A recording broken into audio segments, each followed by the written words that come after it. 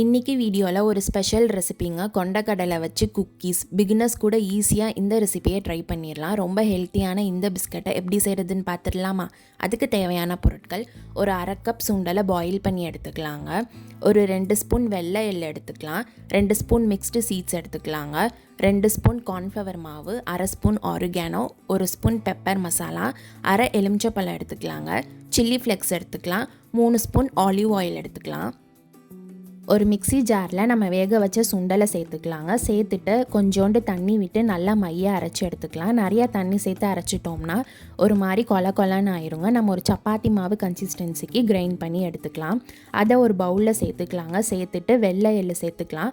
அதுக்கப்புறம் mixed seeds சேர்த்துக்கலாங்க. நான் என்கிட்ட இருக்க available seeds flax seeds, pumpkin seeds சேர்த்துருக்கேன். உங்களுக்கு எந்த விருப்பமான சீட்ஸ் இருக்கோ இல்லை எந்த அவைலபிளாக இருக்கோ அதை சேர்த்துக்கலாங்க.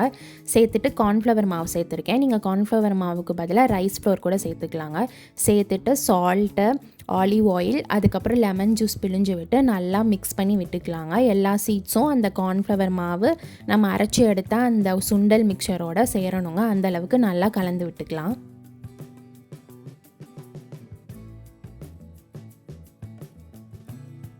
ரெடி பண்ண பேட்டரை ஒரு பிளேட்டில் எடுத்து வச்சுக்கலாங்க. ஒரு பார்ச்மெண்ட் பேப்பரை எடுத்து நான் ஒரு பிளேட்டில் ப்ளேஸ் பண்ணிக்கிறேங்க. இந்த பேப்பர் இப்போ எல்லா ஸ்டோர்ஸ்லாம் அவைலபிளாக இருக்கும், நீங்கள் வாங்கிக்கலாம். நல்லா கையில் எண்ணெய் தடவிக்கலாங்க. எண்ணெய் தடவிட்டு நான் அந்த பேட்டரில் உருண்டை பிடிச்சிக்கிறேங்க.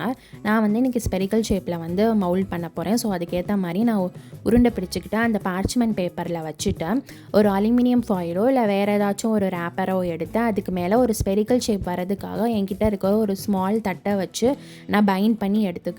ஸோ இந்த மாதிரி எவ்வளோ நம்பர் ஆஃப் குக்கீஸ் உங்களுக்கு வேணும்னா அவ்வளோ நம்பர் ஆஃப் குக்கீஸ் நீங்கள் மேக் பண்ணிக்கலாம். ரவுண்ட் ஷேப்பில் தான் பண்ணணும் இல்லைங்க. உங்ககிட்ட மவுல்ஸ் இருந்துச்சுன்னா அதுக்கேற்ற மாதிரி நீங்கள் எந்த ஷேப்னாலும் பண்ணிக்கலாம்.